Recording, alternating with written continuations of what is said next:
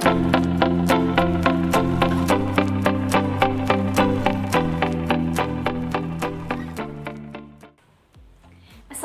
warahmatullahi wabarakatuh.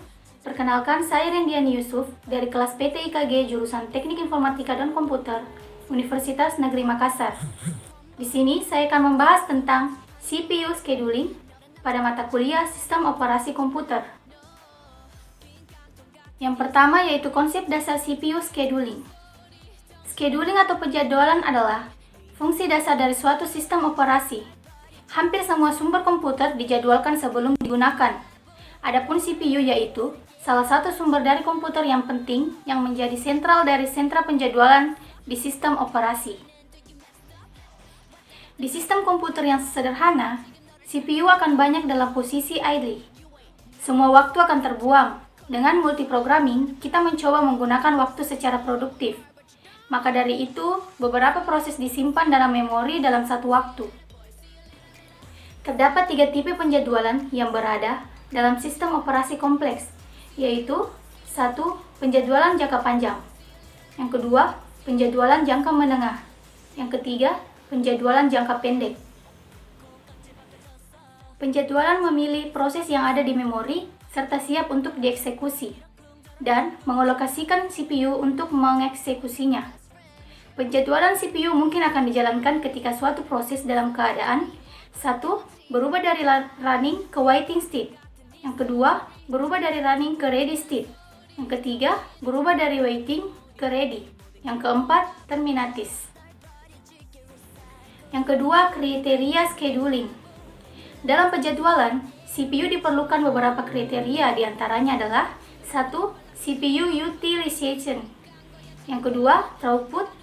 Yang ketiga, turnaround time. Yang keempat, waiting time. Yang kelima, response time.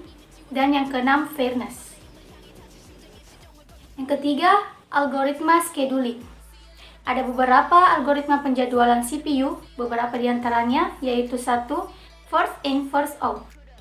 Yang kedua, shortest job first. Yang ketiga, priority scheduling atau penjadwalan dengan prioritas. Yang keempat, round robin. Yang kelima, multi-level feedback queue. Yang keenam, antrian multilevel atau multilevel queue. Algoritma ini didefinisikan melalui beberapa parameter, antara lain 1. Jumlah antrian. Yang kedua, algoritma penjadwalan tiap antrian. Yang ketiga, kapan menaikkan proses ke antrian yang lebih tinggi. Yang keempat, kapan menurunkan proses ke antrian yang lebih rendah. Yang kelima, antrian mana yang akan dimasuki proses yang membutuhkan.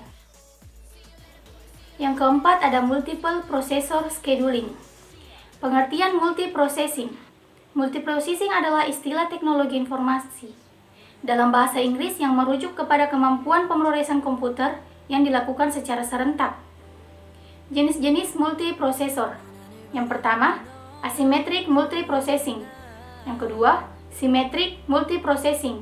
Yang ketiga, non-uniform memory access multiprocessing. Yang keempat, clustering. Keuntungan multiprocessing. Yang pertama, peningkatan throughput. Yang kedua, economy of cell atau ekonomis. Yang ketiga, peningkatan kehandalan atau reliabilitas.